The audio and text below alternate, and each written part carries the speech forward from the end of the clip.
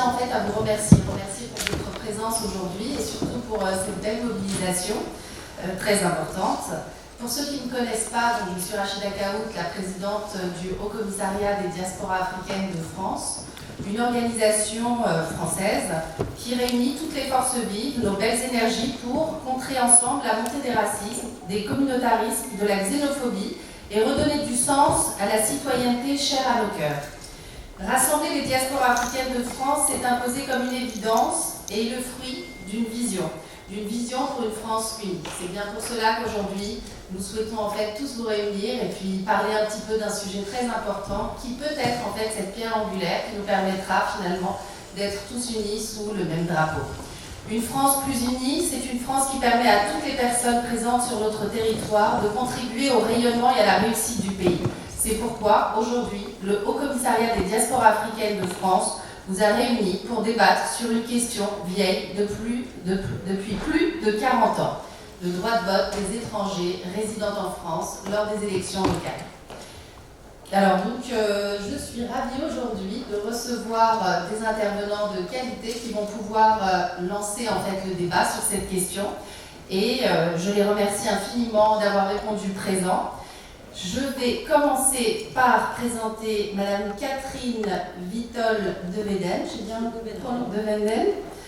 directrice de recherche émérite au CNRS, Monsieur Antoine-Joseph Assaf, philosophe, historien, prix Vauban 2016, Monsieur Thomas Berteigne, cofondateur d'Alter Votant, et Madame Mireille Liliane Saki, élue à la mairie de Sevran, présidente du collectif des Français ivoiriens de France et ambassadrice de paix. Donc ouvrons le bal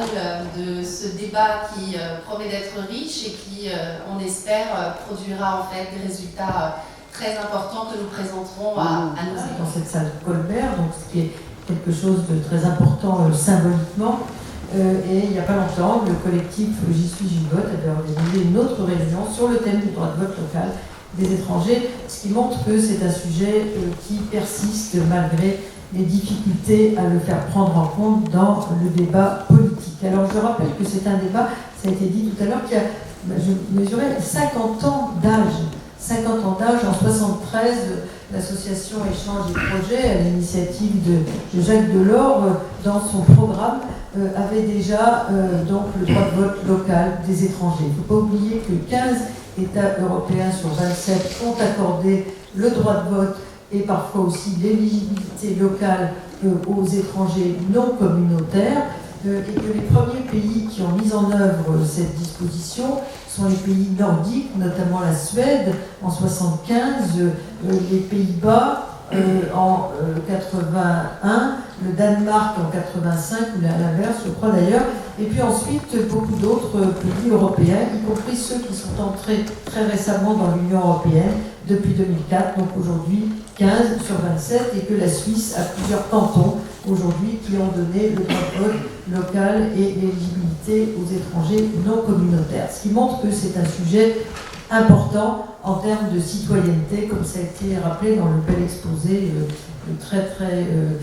culturel, si j'ose dire, et historique de mon prédécesseur. Alors pourquoi continuer dans ce débat qui a du mal à s'imposer? Alors tout d'abord, le fait que les étrangers non communautaires soient exclus du droit de vote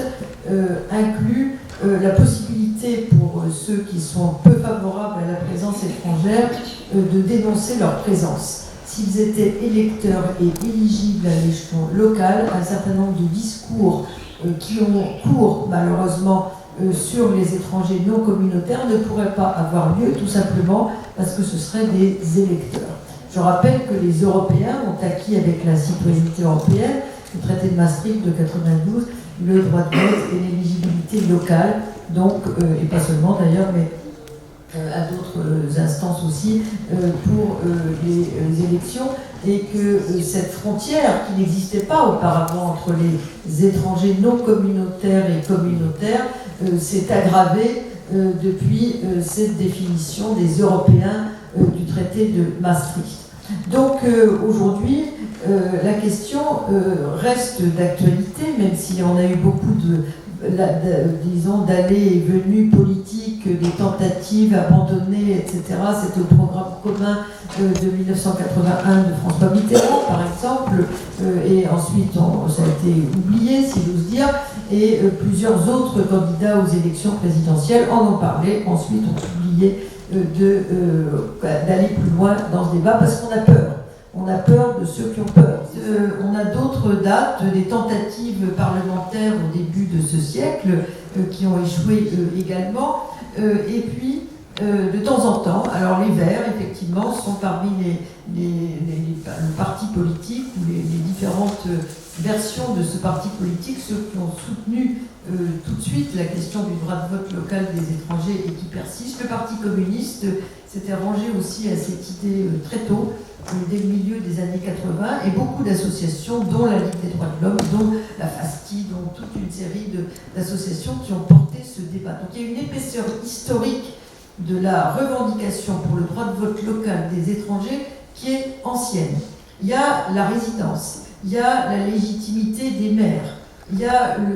l'argument constitutionnel qui maintenant n'a plus beaucoup de valeur, qui était mené par les juristes qui disaient on ne peut pas dissocier la citoyenneté de la nationalité. Or, ça a été fait avec le traité de Maastricht, puisque des non-nationaux européens sont devenus citoyens à l'échelon local et participent de ce fait à l'élection des sénateurs. Donc, beaucoup d'arguments plaident pour le droit de vote local des étrangers. Ce sera un progrès considérable pour la démocratie, il ne faut pas l'oublier, et ce serait un progrès pour la prise en compte de l'autre. Si l'autre est résident, s'il est électeur, éligible à l'échelon local, on ne peut pas persister dans le déni de l'oublier, si j'ose dire, et surtout de laisser pourrir les discours xénophobes qui fleurissent, d'autant plus que les populations cibles ne peuvent pas sanctionner par leur vote ces discours. Et ça, je crois que c'est très très très important. Si on veut vraiment lutter contre le racisme et les discriminations, la question du droit de vote local des étrangers est cardinale, si j'ose dire, pour progresser dans ce débat qui peine lui aussi à s'affirmer. Donc si on veut véritablement avoir progressé dans la conquête de nouveaux droits, puisque c'est de ça qu'il s'agit, dans une certaine ambition pour la démocratie, il faut, à mon avis, continuer sur la question du droit de vote local des étrangers et de leur éligibilité locale. Tous les arguments qui avaient été mis sur la table pour dire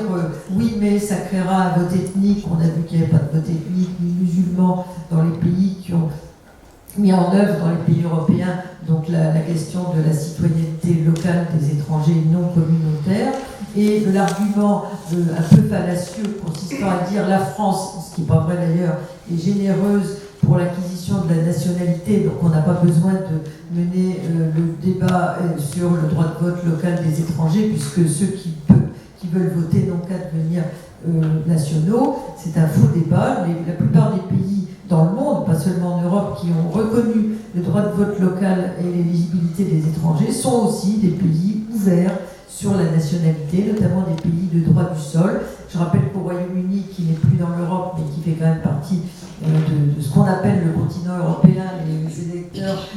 du Commonwealth peuvent être électeurs à toutes les élections, y compris à la Chambre des communes, et peuvent être aussi siéger à la Chambre des Lords, il ne faut pas l'oublier, ce qui d'ailleurs fait de l'Angleterre, du Royaume-Uni, l'un des premiers pays sur le front de la lutte contre les discriminations, parce qu'il y a un lien. Et puis également la Nouvelle-Zélande, par exemple, qui est un pays qui très tôt, dès le début du XXe siècle, a mis en œuvre le droit de vote local des étrangers, mais aussi pays de droit du sol. Donc les pays européens doivent se reconnaître ce qu'ils sont, c'est-à-dire comme des pays d'immigration, d'installation, ce qui est la réalité aujourd'hui en Europe. Et si peu à peu les pays européens se reconnaissent comme des pays d'immigration, d'installation, ce qu'ils sont, le droit de vote local et l'éligibilité des étrangers fait partie des panoplies essentiel à la reconnaissance de cet état de fait.